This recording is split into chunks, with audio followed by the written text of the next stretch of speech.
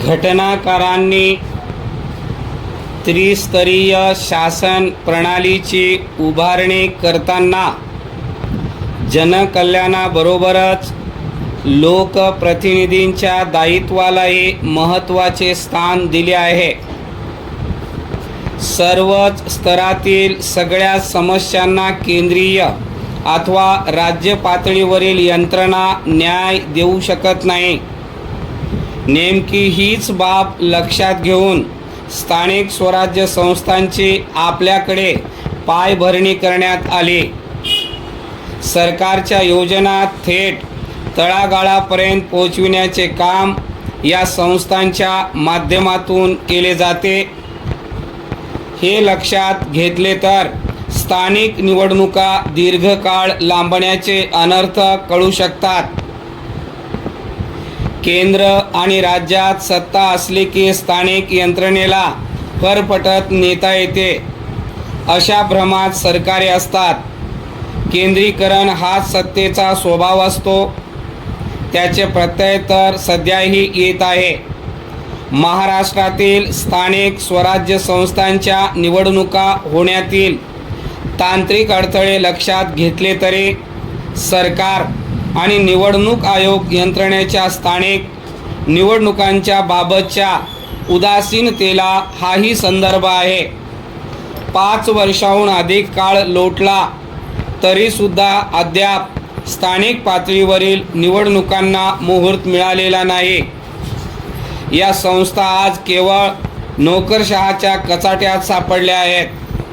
सुरुवातीला इतर मागासवर्गीयांचे 27% आरक्षण आणि प्रभाग रचनेच्या मुद्द्यावरून स्थानिक निवडणुकांचे घोडे अडवले होते. न्यायालयाने ओबीसीच्या 27% आरक्षणाचा मार्ग मोकळा करताच 2017च्या प्रभाग रचनेनुसारच हा निवडणुकीचा सोपस्कार पार पाडण्यात यावा असे निर्देश दिले होते. वार्ड आणि प्रभाग रचनेबाबत राज्याला असलेले अधिकार देखील न्यायालयाने कायम ठेवले होते.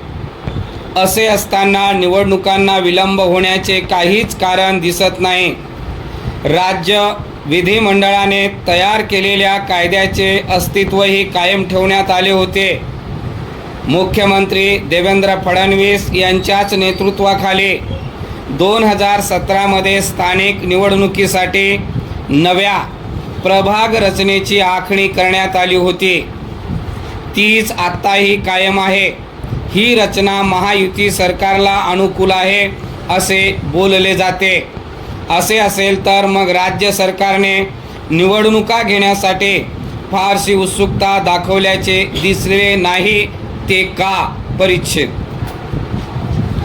या आधीच्या सुनावणी दरम्यान न्यायालयाने स्थानिक स्वराज्याच्या निवडणुका या 4 महिन्यामध्ये घेतल्या जाव्यात असे आदेश दिले होते. आयोगाने त्यात कुचराई केल्याने न्यायालयाने आसूड ओढत आता 31 जानेवारी 2026 पर्यंतची मुदत ठरवून दिली आहे.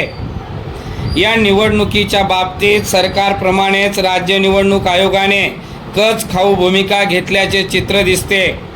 आयोगाने यासाठी मतदान यंत्राची कमतरता आणि अपूर्ण प्रभाग रचनेचे कारण दिले. खरे तर आयोगाचा हा युक्तिवाद कोणत्याच पातळीवर टिकाव धरू शकत नाही. कर्मचाऱ्यांची कमतरता, सणासुदीचा काळ आणि विद्यार्थ्यांच्या परीक्षा नेमक्या कधी होतात हे आयोगाला ठाऊक नाही का? मग इतके दिवस न्यायालयाने ठरवून दिलेली मुदत संपेपर्यंत आयोगातील बाबू काय करीत होते? निवडणुकांना झालेल्या दिरंगाईची जबाबदारी सरकार आणि आयोगालाच घ्यावी लागेल.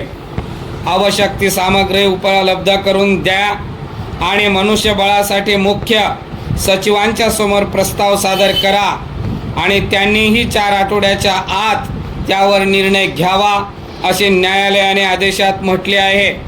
त्यामुळे आता दिवाळीनंतर निवडणूक कार्यक्रम जाहीर करून 3 टप्प्यात या निवडणुका घेण्याचे सरकारचे नियोजन आहे.